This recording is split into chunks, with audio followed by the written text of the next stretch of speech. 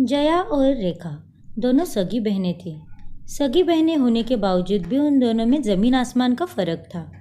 जया रेखा की बड़ी बहन थी। उसे सिंपल कपड़े पहनना बहुत पसंद था, तो वही रेखा को मॉडर्न कपड़े पहनना बहुत पसंद था। जया बहुत ही समझदार लड़की थी और दूसरी तरफ रेखा जो दुनिया की बिना फिक्र किए जो मन में आया वो करती थी। कुछ दिनों में जया की शादी अमित से हो जाती है। दोनों में सब अच्छा चल रहा था। फिर एक दिन अमित का फ़ोन बजता है। अरे, आप फ़ोन क्यों नहीं उठा रहे? कब से आपका फ़ोन बज रहा है? अरे, कोई इम्पोर्टेंट कॉल नहीं है, मैं बाद में देख लूँगा। ऐसे ही हर बार अमित को कॉल्स आते थे। जया को अमित पे शक होने लगता है, लेकिन अमित जया से बहुत प्यार करता था, इसलिए वो उसकी सारी गलतियों को नज़रअंदाज करती थी। फिर एक दिन जया की छोटी बहन रेखा उनके घर आती है। अरे रेखा, कितने सालों के बाद देखा है तुझे, शादी में भी नहीं आई तू? अरे दीदी, अब क्या कर सकते हैं, पढ़ाई का भी आखिरी साल था, करियर भी इम्पोर्टेंट है ना। लेकिन अब मैं आ गई हूँ ना, अब कुछ दिनों के लिए आपके साथ ही रहूँगी। यहीं पे रहकर मेरा जॉब ढूंढने का इरादा है। अरे वाह, ये तो बड़ी अच्छी बात है। तभी वहाँ पर अमित आता है। अमित रेखा की सुंदरता और उसके छोटे कपड़े देखकर पागल ही हो जाता है। अरे, ये कौन है? ये मेरी छोटी बहन है रेखा। वो पिछले 2 सालों से यूएस में पढ़ रही थी। अभी 1 महीना पहले ही इंडिया वापस आई है। ये तो बड़ी अच्छी बात है, अपना ही घर समझ कर रहना। और अगर तुम्हें किसी भी चीज़ की ज़रूरत पड़े तो मुझे कहना। हाँ जीजू। अमित तो पहले से ही ठरकी होता है। ऊपर से जया की सुंदरता और उसके छोटे कपड़े देखकर वो तो पागल ही हो जाता है। लेकिन जया की डर की वजह से उसे कुछ नहीं कह सकता। वो रेखा के साथ वक्त बिताने का हमेशा मौका ढूंढता रहता था। अरे रेखा, घर में बैठकर बोर नहीं हो जाती क्या तुम? तुम्हारी दीदी भी ऑफिस चली जाती है। बोर तो होती हूँ जीजू, लेकिन अब मैं क्या कर सकती हूँ, दीदी को भी तो ऑफिस होता है और आप भी ऑफिस चले जाते हो। अभी तो मैं फ्री हूँ, तो कहीं हम बाहर घूमने चले? अरे वाह, क्या मस्त आइडिया है जीजू। चलो, मैं अभी तैयार होकर आती हूँ। जब रेखा तैयार होकर आती है तो अमित उसे देखते ही रहता है। Oh my God Rekha, you are looking so beautiful. तुम मुझे पहले क्यों नहीं मिली? जब मैं तुम्हारी बहन को देखने घर आया था तब तुम वहाँ होती तो मैं तुम्हें ही पसंद कर लेता। सच में। आप भी ना जीजू, बड़े मजाकिया हो। फिर वो दोनों घूमने चले जाते हैं और उनको रास्ते में जया देख लेती है। फिर देर रात अमित और रेखा घर आते हैं। अरे, टाइम देखा है क्या कितने बजे है? मैं कब से आप लोगों का इंतज़ार कर रही हूँ। और अमित, तुम मेरा फ़ोन क्यों नहीं उठा रहे थे? मैं तुम्हें कब से कॉल कर रही थी। I am really very sorry Jaya, मेरा फ़ोन साइलेंट पर था। रेखा के साथ टाइम कैसे बीत गया पता ही नहीं चला। और तुम नाराज़ क्यों हो रही हो? अपने साली को घुमाने का हक तो मुझे भी है। हाँ हाँ, वो तो दिख ही रहा है। फिर अमित अपने रूम में चला जाता है। रेखा, अब तुम इतनी छोटी भी नहीं रही कि घर आने जाने का वक्त ही भूल जाओ। और अमित तेरा कोई दोस्त नहीं है, तेरे जीजू है वो। थोड़ी उनसे दूरी बनाए रखेगी तो तेरे लिए ही अच्छा रहेगा। ओहो, पजेसिव। अरे दीदी, जीजू को मुझे घुमाने पे आप इतना नाराज़ क्यों हो रही हो? आपको मुझ पर भरोसा नहीं है क्या? मुझे तुझ पर पूरा भरोसा है, लेकिन क्या दीदी? कुछ नहीं, तुम बस अमित से दूर रहना। फिर अगले दिन रेखा घर की साफ सफाई करने लगती है कि वहाँ उसके पास अमित आता है और वो उसे पीछे से पकड़ लेता है। उतने में वहाँ जया आती है। ये सब क्या चल रहा है? अरे तुम यहाँ? तो ये कौन है? मुझे लगा कि ये तुम हो। इसने तुम्हारे कपड़े क्यों पहने हैं? आगे से ध्यान रखना, ऐसे किसी के भी गले लग जाओगे क्या तुम? आई एम सॉरी जया, मुझे सीरियसली पता नहीं था कि ये रेखा है, लेकिन उसने तुम्हारे कपड़े क्यों पहने हैं? अरे जीजू, मेरे सारे कपड़े गीले हो गए थे, इसलिए मैंने दीदी के कपड़े पहन लिए। तभी तो मुझसे गलती हो गई। अच्छा छोड़ो वो सब, मुझे ऑफिस भी जाना है। फिर अमित और जया ऑफिस के लिए चले जाते हैं। अमित तो पहले से ही रेखा को पसंद करता था, लेकिन अब रेखा भी अमित को पसंद करने लगी थी। वो उसका टच भूल ही नहीं पाती। वो अमित के साथ बिताए हुए लम्हों को याद करती रहती थी, लेकिन वो अपनी बहन की डर से अमित को कुछ भी बोल नहीं पाती। अमित की भी वही हालत थी। उसी दिन शाम को अमित घर जल्दी आता है। उसके घर आते ही अमित रेखा को गले लगाता है। अरे क्या हुआ? आपकी तबीयत तो ठीक है ना? आप शायद दीदी की बात नहीं भूले। अरे उसमें आपकी कोई गलती नहीं थी। रेखा, मुझे जया की बात का बुरा नहीं लगा। मेरी यह हालत तो तुम्हारी वजह से खराब है। लेकिन मैंने क्या किया? तुमने मेरा दिल चुराया है रेखा। मैं तुम्हारे बगैर अब एक पल भी नहीं रह सकता। मुझे तुम्हारा साथ बहुत अच्छा लगता है। तुम्हें पहली बार देखते ही मुझे तुमसे प्यार हो गया था। मुझे भी आप बहुत अच्छे लगते हो, लेकिन दीदी के डर से मैं आज तक आपको कुछ भी नहीं बोल पाई। अब अमित और रेखा का मेलजोल बढ़ गया था। अमित जया को बिना बताए घर जल्दी आता था। फिर रेखा और अमित साथ में क्वालिटी टाइम बिताते थे और जया के आने से पहले वो ऐसे बिहेव करते थे कि जैसे कुछ हुआ ही नहीं। ऐसे ही कुछ दिन बीतते हैं। एक दिन जया ऑफिस से घर जल्दी आती है और वो अमित और रेखा को साथ में देख लेती है। उन दोनों को ऐसे साथ में देखकर उसे बहुत गुस्सा आता है। ये सब क्या हो रहा है? अरे दीदी, आज तुम इतनी जल्दी आ गई। अच्छा हुआ जल्दी आ गई, नहीं तो मुझे तुम्हारी काली करतूतों का पता कैसे चलता। मैंने तुम्हें पहले भी समझाया था ना रेखा। अरे दीदी, आप गलत समझ रही हो। हम दोनों तो बस बातें ही कर रहे थे। ऐसे बाहों में बाहें डाल के कौन बातें करता है? मुझे तुम पर पहले से ही शक था। अब मुझे सब पता चल गया है। अच्छा हुआ जो तुम्हें सब पता चल ही गया। अब हमें किसी से कुछ छुपाने की ज़रूरत नहीं है रेखा। इतना कहकर अमित वहाँ से चला जाता है। उसकी बातें सुनकर जया रोने लगती है। मुझे माफ़ कर दो दीदी, लेकिन मैं अमित से बहुत प्यार करती हूँ। आपका दिल दुखाने का मेरा कोई इरादा नहीं था। रेखा, तुम पागल हो गई हो क्या? तुम्हें अंदाज़ा भी है कि तुम क्या बोल रही हो? तुम अपनी सगी बहन का घर तोड़ रही हो। और तुम्हें सच बताऊँ तो अमित को तुम में कोई इंटरेस्ट नहीं है। वो तो हर लड़की पे मुंह मारता फिरता है। बस दीदी, मुझे आपकी कोई बात नहीं सुननी। आपको क्या लगता है कि मुझे आप अमित से दूर करने के लिए कुछ भी कहोगी और मैं मान लूँगी? ऐसा कुछ नहीं होगा। मुझे अमित पर पूरा भरोसा है। जया के लाख समझाने पर भी रेखा नहीं समझती। शादीशुदा होने के बावजूद भी अमित रेखा से शादी कर लेता है। उन दोनों को देखकर जया को बहुत बड़ा झटका लगता है। दीदी, हम दोनों ने शादी कर ली। आई एम रियली सॉरी दीदी, लेकिन मैं अमित से बहुत प्यार करती हूँ। उन दोनों को ऐसे देखकर जया की हालत बहुत ख़राब हो जाती है और वो बेहोश हो जाती है। फिर वो दोनों उसे रूम में सुला देते हैं।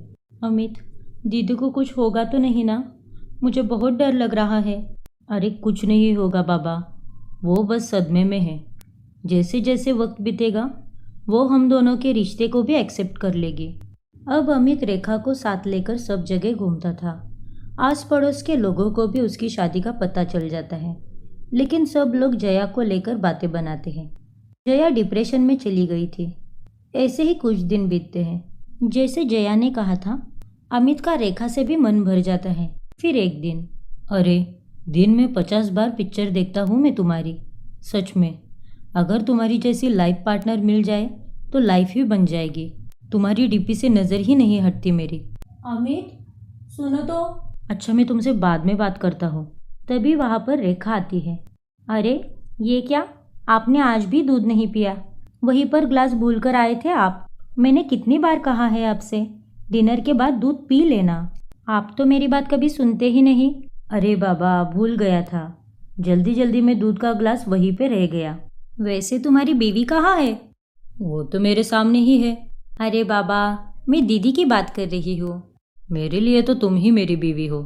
अच्छा, तुम जल्दी से दूध खत्म करो, मैं दीदी को खाने के लिए पूछ कर आती हूँ। ठीक है बाबा, लेकिन जल्दी आना, मैं तुम्हारा इंतज़ार कर रहा हूँ। रेखा के चले जाने के बाद अमित अपना मोबाइल देखता है। उसे एक मैसेज आया हुआ था। क्या हुआ, फ़ोन क्यों कट कर दिया? मेरे घर में गेस्ट आ गए थे। मैसेज करने के बाद वो उस लड़की को फ़ोन लगाता है, लेकिन वो फ़ोन नहीं उठाती। दूसरी तरफ रेखा जया को ढूंढते हुए टेरेस पे आती है। अरे दीदी, मैं आपको कब से आवाज़ दे रही हूँ। आप यहाँ टेरेस पे क्या कर रही हो? अब चलो जल्दी खाना खा लो। तुमने तो मेरा पति खा लिया और अब मुझे तुम खाने के लिए पूछ रही हो? दीदी, आप क्या बकवास कर रहे हो? आप फिर से शुरू हो गए। थक नहीं जाते क्या आप ये सब बोलते बोलते? मेरी और आपके पति की शादी हमारी खुद की मर्जी से हुई है। मैंने उन पर कोई ज़ोर ज़बरदस्ती नहीं की थी कि आपसे रिश्ता तोड़कर मुझसे शादी करें। उनकी इच्छा थी कि मैं उनसे शादी करूं। वो मुझे किसी भी कीमत पर पाना चाहते थे, इसीलिए शादीशुदा होने के बाद भी उन्होंने मुझसे शादी की। शायद वो आपसे खुश नहीं थे। रेखा, जबान संभाल कर बात करो। ये मत भूलो कि तुम मेरे घर में खड़ी है। शायद आप भूल रही है कि अमित अब मेरे भी पति है। तो जितना घर ये आपका है उतना ही ये घर मेरा भी है। रेखा, मैं तुम्हें कैसे समझाऊं? पहले तू मेरी बहन है, बाद में मेरी पति की दूसरी बीवी। क्या तुझे अच्छा लगेगा अपनी ही सगी बहन का घर तोड़ के? मैं ऑफिस में और समाज में क्या मुंह दिखाऊंगी? किसी को क्या जवाब दूंगी कि मेरी छोटी बहन ही सौतन बन के घूम रही है? वैसे तो आधे से ज़्यादा लोगों को पता चल भी चुका है। मेरे पास इसका कोई जवाब नहीं है दीदी। टेबल पर खाना रखा है, आप आकर खा लो। इतना कहकर रेखा वहाँ से चली जाती है और गुस्सा होकर अपने रूम में अमित के पास आती है। क्या हुआ तुम्हें? फिर से झगड़ा हुआ क्या? मैंने तुम्हें कितनी बार कहा है, तुम्हारी दीदी की सोच अलग है। सिर्फ खाने का ही पूछ कर वापस आ जाती। मैं वहाँ पर सिर्फ खाने का ही पूछने गई थी। उन्होंने ही सब शुरू कर दिया और मुझ पर ब्लेम करने लगी वो कि मेरी वजह से कैसे उनका घर टूटा है। हाँ, मैं जानती हूँ कि गलती हमारी है, लेकिन अब मैं क्या करूँ? ये रोज रोज का ड्रामा मैं बर्दाश्त नहीं कर सकती। अच्छा बाबा, गुस्सा छोड़ो और जया को उसके हाल पे छोड़ दो। इधर जया भी अपने रूम में आकर रोने लगती है। तुमने मेरे साथ ऐसा क्यों किया अमित? अगले दिन सुबह अमित जॉगिंग करके घर आता है। अरे, इतनी सुबह सुबह कहाँ चले गए थे आप? अरे, मैं जॉगिंग करने गया था। आज ऐसे अचानक से जॉगिंग?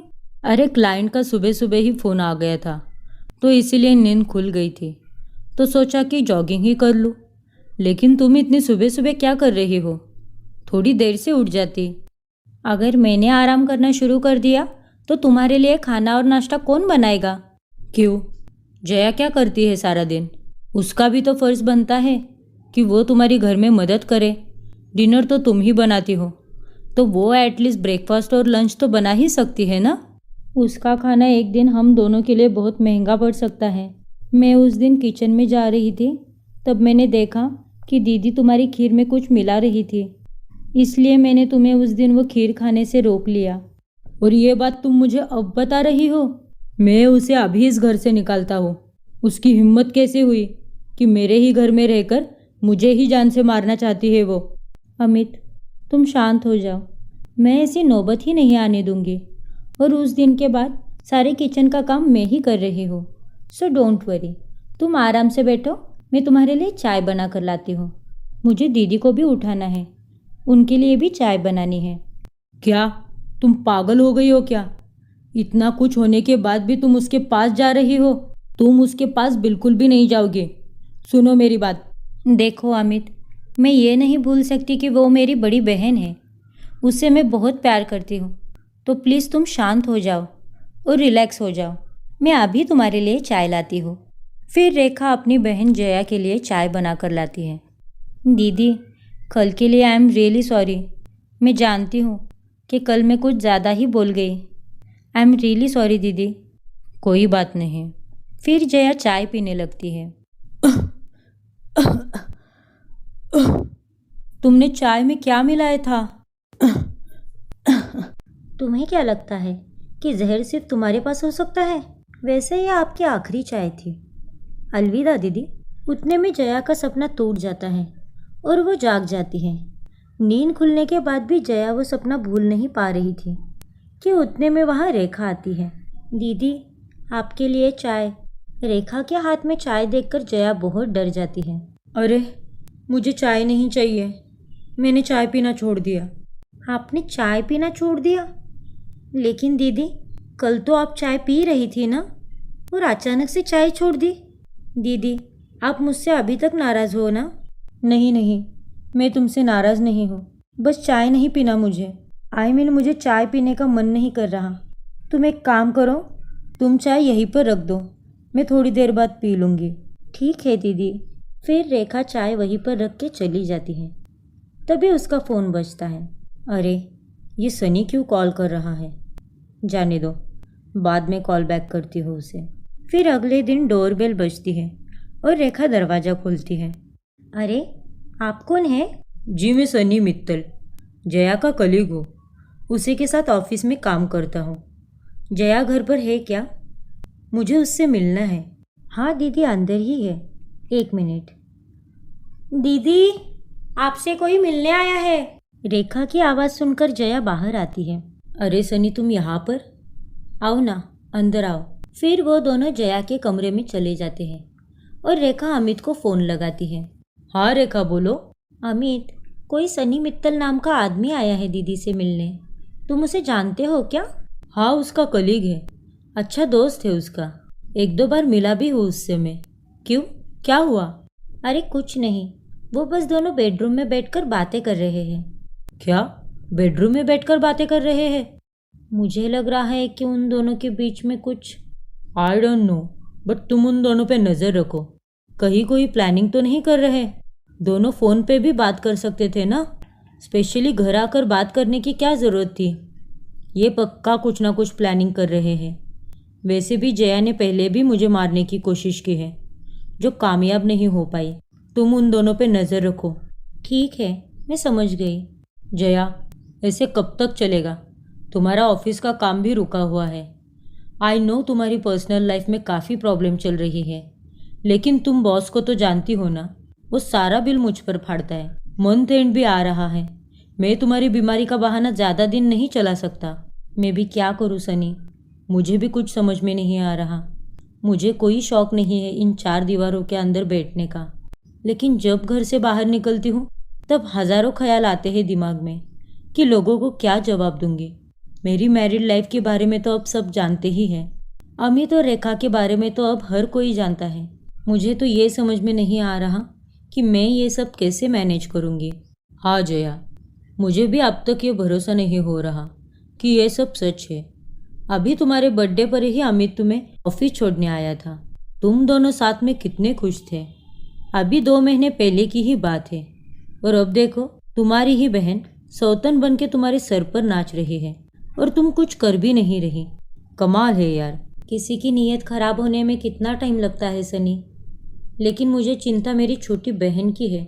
उसे लगता है कि अमित उससे बहुत प्यार करता है और वो पागलों की तरह उससे प्यार करने लगी है, लेकिन वो ये नहीं जानती कि अमित एक नंबर का लड़कीबाज है। अपनी हवस मिटाने के लिए वो किसी का भी इस्तेमाल कर सकता है, भले ही वो खुद की साली क्यों ना हो। चिंता मत करो जया, एक ना एक दिन अमित की सच्चाई उसके सामने ज़रूर आएगी। तभी वहाँ पर रेखा आती है। सनी जी, मैं आपके लिए कुछ लेकर आऊँ? चाय या कॉफ़ी? नहीं नहीं, इसकी कोई ज़रूरत नहीं है। बस ऑफिस का काम था, इसलिए मैं जया से मिलने आ गया। चलो जया, मैं अब चलता हूँ। तुम अपना ख्याल रखना। फिर सनी वहाँ से चला जाता है। ऑफिस ख़त्म होते ही अमित भी घर पे आता है। रेखा, तुम्हें कुछ पता चला क्या? ये सनी घर पे क्यों आया था? हाँ, मुझे लग रहा है कि वो ऑफिस के काम से ही आया था। वो बस थोड़ी देर ही बैठा था, फिर चला गया। अच्छा ठीक है। अच्छा तुम फ्रेश हो जाओ, मैं तुम्हारे लिए खाना लगाती हूँ। फिर रेखा किचन में खाना बनाने आती है, तो वहाँ पर जया पहले से ही खाना बना रही होती है। दी, अब आप खाना क्यों बना रही हो? मैं बना लूँगी खाना, आप छोड़िए इसे। नहीं, खाना आज मैं बनाऊँगी। दी, मैंने कहा ना आपसे, मैं खाना बनाऊँगी। अमित जी आए थे ना, तो मैं उनसे बात करने में बिज़ी हो गई। आप छोड़िए इसे, मैं फटाफट से खाना बना लूँगी। आप जाकर आराम कीजिए। तुम्हें सुनाई नहीं देता क्या? मैंने कहा ना कि खाना मैं बनाऊँगी। जाओ यहाँ से। दी, आप शायद भूल रही है, अमित अब मेरे भी पति हैं। मैंने कहा ना आपसे, छोड़िए इसे और जाइए यहाँ से। तुझे बोला ना मैंने एक बार कि खाना आज मैं बनाऊँगी। उन दोनों की आवाज़ सुनकर अमित वहाँ आता है। जया, तुम क्या कर रही हो? तुम्हारा दिमाग खराब हो गया है क्या? तुम क्या रेखा को मारना चाहती हो? तुम पागल हो गए हो क्या? मैं इसे मारूंगी? और वैसे भी तुम दोनों ने मिलकर जो मेरे साथ धोखा किया है ना, उस हिसाब से तो तुम दोनों को ही मार देना चाहिए। भगवान के लिए चुप हो जाओ जया, और प्लीज़ शांत हो जाओ। हम दोनों तुम्हारे ताने सुन सुन के थक गए हैं। रेखा, तुम चलो यहाँ से, इसे इसका काम करने दो। तुम मेरे लिए खाना बाद में बनाना। चलो। इतना कहकर अमित रेखा का हाथ पकड़ के बाहर चला जाता है। फिर अगले दिन सुबह अमित ऑफिस जा रहा होता है कि उसे पीछे से रेखा आवाज़ देती है। अमित, रुको ना। मैंने तुमसे कितनी बार कहा है कि पीछे से आवाज़ मत दिया करो। बोलो क्या है? ये लो तुम्हारा टिफ़िन। तुम भूल रहे थे। सॉरी यार, सच में भूल गया था मैं। आज शायद आने में लेट हो जाएगा। बॉस के साथ ऑफिस में मीटिंग है। कोई बात नहीं, अपना ख्याल रखना। बाय। फिर अमित घर से बाहर आता है। तभी उसे मैसेज आता है। मैसेज देखकर अमित बहुत ही खुश होता है। गुड मॉर्निंग, आप ब्लैक शर्ट में बहुत ही अच्छे लगते हो। Thank you so much. तभी रेखा कोई काम से बाहर आती है तो वह अमित को देख लेती है। अरे, तुम अभी तक यही हो? अब तुम्हें लेट नहीं हो रहा क्या? अरे वो बॉस का मेल था, उन्हें ही रिप्लाई कर रहा था। बस अभी निकल ही रहा हो। बाय। अमित वहाँ से चला जाता है। फिर अपने घर से कुछ ही दूर पार्क में आकर वो फ़ोन पे बात करने लगता है। आपसे बात करते हुए मुझे बस 10-15 दिन ही हुए हैं, लेकिन अब मुझे आपकी आदत सी हो गई है। अच्छा जी। सच में काम में मन ही नहीं लगता मेरा। लगता है आपको प्यार हो गया है हमसे। आपने तो अभी तक हमें सामने से देखा भी नहीं है। आप ही देर कर रही हो मिलने के लिए। आप मुझे रात को 2 बजे भी बोलेगी तो मैं आ जाऊंगा आपसे मिलने के लिए। नैना जी, अब तन्हा रहा नहीं जाता। दिन तो कैसे न कैसे कट ही जाते हैं, पर रात नहीं कटती। तब तो आप शादी कर लीजिए, तभी चैन मिलेगा आपको। जी वो तो करनी ही है, लेकिन आपके साथ। क्या? मेरे साथ? क्यों, मैं आपको पसंद नहीं हूँ क्या? आप पसंद तो है, लेकिन मैंने अभी तक शादी के बारे में सोचा नहीं है। देखिए नैना जी, मैं तो तैयार हूँ आपसे शादी करने के लिए, क्योंकि आपकी आवाज़ में ही इतना सुकून है, इतनी मिठास है कि मुझसे रहा ही नहीं जाता। देखिए नैना जी, मेरी ज़िंदगी में आपके अलावा कोई नहीं है। मैंने आपके सामने मेरे सारे राज खोल के रख दिए हैं। अब आपकी बारी। सुनो ना, मुझे एक अभी अर्जेंट काम है, मैं आपसे बाद में बात करती हूँ। ठीक है नैना जी, बाय। अमित वहाँ से ऑफिस के लिए चला जाता है और रात को ऑफिस से घर आता है। फिर वो रेखा के साथ मिलकर खाना खाने लगता है। अरे, तुम्हारी बहन कहाँ रहती है आजकल? दिखती ही नहीं। जेल की कैदी की तरह उन्होंने अपने आप को रूम में बंद कर लिया है। तभी अमित को बॉस का वीडियो कॉल आता है। ये तुम्हारा बॉस इतनी रात को वीडियो कॉल क्यों कर रहा है? अरे वो एक्चुअली ऑफिस में कोई फाइल ढूंढ रहे होंगे, मिली नहीं होगी तो शायद मुझे कॉल कर रहे होंगे। तो फ़ोन उठा लो ना, देखो क्या चाहिए उन्हें। कोई इम्पोर्टेंट काम भी हो सकता है जो इतनी रात को फ़ोन कर रहे हैं। अरे नहीं, मैं उन्हें खाना खाकर फ़ोन कर लूँगा। तुम ना अमित बहुत ही अजीब हो।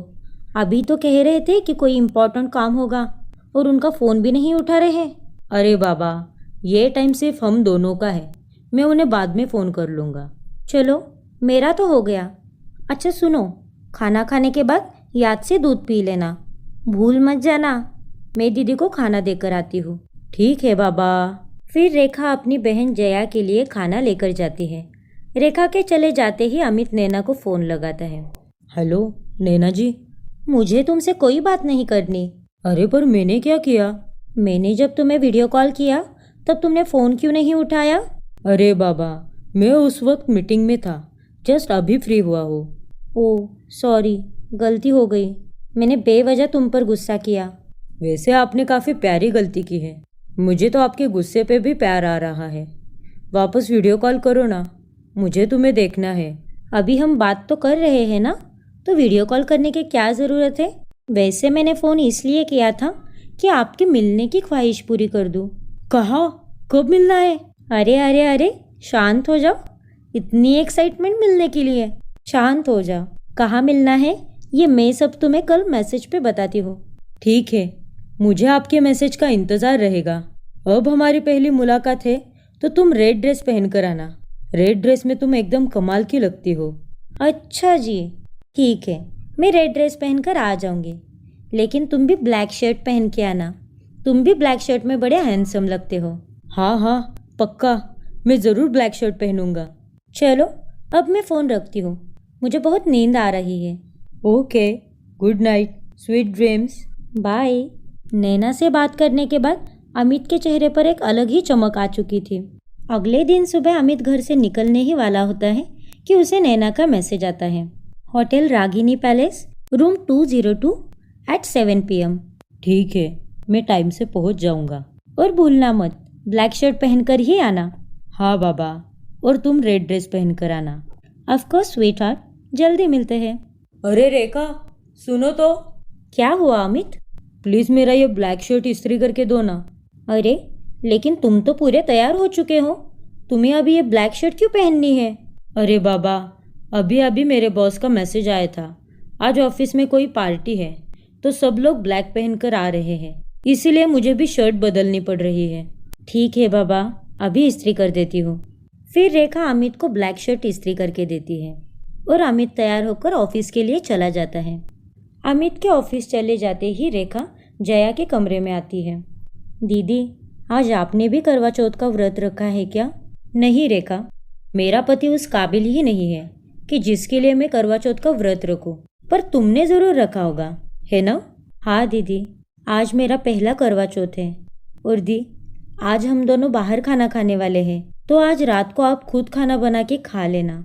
रेखा, जिस हैवान के लिए तुमने करवा चौथ का व्रत रखा है, क्या वो तुम्हें सच में इतनी अहमियत देता है? दीदी, आप फिर से शुरू हो गए? हाँ, मैं फिर से शुरू हो गई। लेकिन ये आखिरी बार है, मैं यहाँ से हमेशा के लिए जा रही हूँ।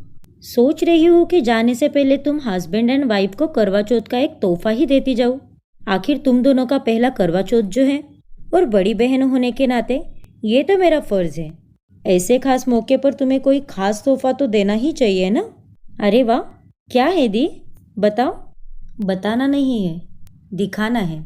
इधर अमित ऑफिस छूटने के बाद होटल के लिए निकल जाता है। दूसरी तरफ नैना, उसने अमित को बताया था, वो होटल में पहुंच जाती है। फिर वो अपना मेकअप ठीक करती है कि तभी वहाँ पर अमित आता है। होटल का पूरा कमरा सजा हुआ था।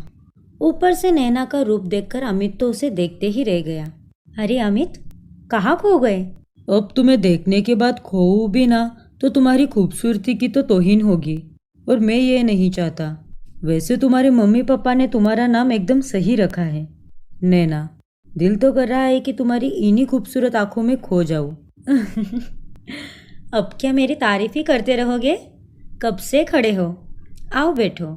एक बात कहूँ नैना, तुम अपनी तस्वीर से भी ज़्यादा खूबसूरत हो। अगर मुझे पता होता कि तुम इतनी खूबसूरत हो तो इतने दिनों का इंतज़ार ही नहीं करता मैं। अमित, अगर मैं इंतज़ार नहीं करवाती तो इस मुलाकात का मज़ा कैसे आता? हमारी ये मुलाकात भी किसी खास वक्त का ही इंतज़ार कर रही थी। सच में नैना, इतना वक्त इंतज़ार करने के बाद तुमसे मिलने का मज़ा ही कुछ और है। अगर तुम मुझसे नहीं मिलती ना तो मैं तो मर ही जाता। अच्छा, तो आप मेरे प्यार में मरना चाहते हो? तुम भी ना अमित। अच्छा, ये बताओ, क्या पियोगे? जो भी तुम अपने हाथों से पिलाओगी। सोच लो, कहीं जहर ना दे दो तुम्हें। अरे, तुम्हारे हाथ से मौत भी आ जाए तो भी कोई डर नहीं। फिलहाल तो मेरे हाथ से वाइन पी लो। फिर वो दोनों वाइन पीने लगते हैं। नैना जी, वैसे मानना पड़ेगा कि ये रूम की सजावट तो काफ़ी रोमांटिक की है आपने। अब आपसे पहली मुलाकात थी तो कुछ स्पेशल तो करना ही था। ऐसे ही उन दोनों में बातें चलती हैं। अब आगे क्या? अब जैसे रोमांटिक मूवी में करते हैं ना, मैं आपको वैसे ही बेड से बांध दूंगी। बहुत ही मज़ा आएगा। नशे की हालत में अमित भी नैना की बातों में हाँ बोल देता है। फिर नैना उसे बेड से बांध देती है। तुम मेरे प्यार में मरना चाहते हो ना अमित? हाँ नैना। क्या हुआ, तुम हंस क्यों रही हो? तुझे क्या लगता है कि मैं यहाँ तुझसे शादी करने आई हूँ? जो इंसान एक नहीं दो दो बीवियों से भी खुश नहीं रह पाया, ऐसे इंसान धरती पे बोझ होते हैं, बोझ। तुम्हें कोई गलतफहमी हुई है नैना। मेरी कोई 2 बीवियाँ नहीं है। मेरी अभी तक एक भी शादी नहीं हुई। मैं तुमसे प्यार करता हूँ। I am single. Shut up. मेरे सामने ये सब ड्रामा करने की कोई ज़रूरत नहीं है। And for your kind information, मैं तुम्हारी नैना नहीं हूँ। मैं तो अपनी सनी की नैना हूँ, और मैं यहाँ तुम्हारा पर्दाफाश करने आई हूँ। हेलो नैना, जया को हमारी मदद की ज़रूरत है। तभी वहाँ पर रेखा और जया आती है। Good luck Amit. Thanks Naina, और सनी को भी थैंक्स बोलना। It's our pleasure Jaya, and take care. Bye Amit. तो करवा चौथ मनाने की तैयारियां यहाँ हो रही है उस गैर औरत के साथ। हाँ रेखा, तुम गलत समझ रही हो। वो एक फ्रॉड लड़की थी। उसने बिजनेस मीटिंग के बहाने मुझे यहाँ बुलाया और ना जाने कैसे कैसे हरकतें करने लग गई मेरे साथ। रेखा, मेरा विश्वास करो और प्लीज़ मेरे हाथ खोल दो। मुझे सांस लेने में प्रॉब्लम हो रही है। मेरे सीने में भी दर्द हो रहा है। प्लीज़ रेखा। तुम चिंता मत करो, अब हम आ गए हैं ना, तुम्हारी सारी ख्वाहिशें पूरी कर देंगे जो ये लड़की नहीं कर पाई। क्यों रेखा? हाँ दीदी, और आज करवा चौथ का दिन भी है। आज तो इन्हें गिफ्ट देना ही पड़ेगा। रेखा, ये तुम कैसी बातें कर रही हो? तुम भी इस जया की बातों में आ गई। रेखा, प्लीज़ मेरे हाथ खोल दो। मेरा दम घुट रहा है। दम घुटता है तो घुटने दो। अब तुम्हारा ये सारा दम हम दोनों मिलके निकालेंगे। तुम्हें क्या लगा मेरी बहन जैसे तुम्हारे जाल में फंस गई वैसे नैना भी फंस जाएगी? हाँ रेखा, मेरा यकीन करो, ये झूठ बोल रही है। मैं यहाँ बस बिजनेस मीटिंग के लिए आया था। अच्छा, तो ऐसी होती है तुम्हारी बिजनेस मीटिंग? बंद कमरे में हाथ बांधकर, रोमांटिक लाइटिंग करके? बस बहुत हो गया आपका झूठ। दीदी, आप मारिए इसे। फिर जया उसे मारने लगती है। नहीं रेखा, अपनी बहन को रोको। ये हम दोनों के बीच में आग लगाना चाहती है। तुम्हें तो पता है ना कि मैं तुमसे कितना प्यार करता हूँ। Trust me Rekha, please. Trust? और वो भी तुझ पे? मैं बताती हूँ तेरा सच। फिर जया उसे फ़ोन की रिकॉर्डिंग सुनाती है। देखिए नैना जी, मैं तो तैयार हूँ आपसे शादी करने के लिए, क्योंकि आपकी आवाज़ में इतना सुकून है, इतनी मिठास है कि मुझे रहा ही नहीं जाता। देखिए नैना जी, मेरी ज़िंदगी में आपके अलावा और कोई नहीं है। मैंने आपके सामने मेरे सारे राज खोल के रख दिए हैं। अब आपकी बारी। हमारी पहली मुलाकात है तो आज आप रेड ड्रेस पहन कर आना। रेड ड्रेस में आप बहुत कमाल की लगती है। रिकॉर्डिंग सुन के रेखा बहुत गुस्सा होती है। ये सब झूठ है रेखा। तुम्हें तो पता है ना कि इसने पहले भी मुझे मारने की कोशिश की है और उसमें कामयाब नहीं हो पाई, इसलिए अब ये नया ड्रामा कर रही है। जहर नहीं था उसमें, दीदी ने सब मुझे पहले ही बता दिया था। लेकिन दीदी, आपको मेरी अगर इतनी फिक्र थी तो आपने खीर में जहर क्यों मिलाया? उसमें जहर नहीं था रेखा, वो सिर्फ नींद की दवा थी और वो सिर्फ अमित के लिए थी। उस दिन वो नैना को मिलने के लिए बहुत फोर्स कर रहा था और नैना की तबीयत उस दिन बहुत ख़राब थी, तो उसको बस रोकने के लिए मैंने उसकी खीर में नींद की दवा मिला दी, जिसे तुम लोग जहर समझ बैठे। नहीं दीदी, मुझे बिल्कुल भी यकीन नहीं हो रहा कि अमित ऐसा कुछ कर सकते हैं। मुझे पता था कि तुझे मुझ पर विश्वास नहीं होगा। मैं तुझे अमित की असलियत अभी लाइव दिखाती हूँ। आज शाम को वो रागिनी पैलेस में नैना से मिलने वाला है। ऑफिस के बाद वो सीधा वहीं पे जाने वाला है। और यहाँ पे आने के बाद मुझे यकीन हो गया है कि दीदी सच बोल रही थी। मेरी आंखें पहले ही खुल जानी चाहिए थी।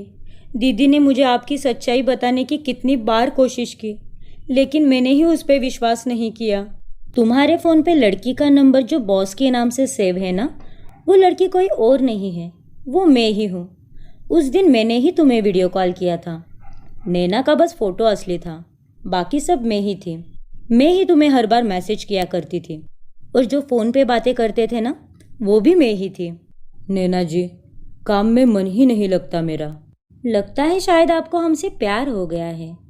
आपने तो अभी तक हमें सामने से देखा भी नहीं है। आप ही देर कर रही हो मिलने के लिए। आप मुझे रात को 2 बजे भी बोलेगी तो मैं आ जाऊंगा आपसे मिलने के लिए। नैना जी, अब तन्हा रहा नहीं जाता। दिन तो कैसे न कैसे कट जाते हैं, पर रातें नहीं कटती। तू जो रात रात भर चैटिंग करता था ना, वो भी मैं ही थी। तेरी असलियत सामने लाने के लिए मुझे ये सब प्लान करना पड़ा, और इस प्लान में मुझे मेरे फ्रेंड सनी और उसकी गर्लफ्रेंड नैना ने बहुत मदद की है। दीदी, आज इसकी वजह से हम दोनों की ज़िंदगी बर्बाद हो गई है। मैं तुम्हें समझाता हूँ रेखा, लेकिन प्लीज़ मेरे हाथ खोल दो। मुझे बहुत दर्द हो रहा है, मेरा दम घुट रहा है। अगर और थोड़ी देर भी मैं यहाँ रहा तो मैं यहीं पे मर जाऊँगा। प्लीज़ मेरे हाथ खोल दो। दम घुट रहा है तो घुटने दो। तुम उसी लायक हो, यही तड़प तड़प के मर जाओ ताकि किसी और लड़की की ज़िंदगी बर्बाद ना कर सको। फिर वो दोनों बहनें मिलकर अमित को बहुत पीटती हैं और वापस घर आ जाती हैं। कुछ ही दिनों में सब ठीक हो जाता है। वो दोनों बहनें अब साथ में खुश रहने लगी थी और अपनी अपनी ज़िंदगी में आगे बढ़ती हैं।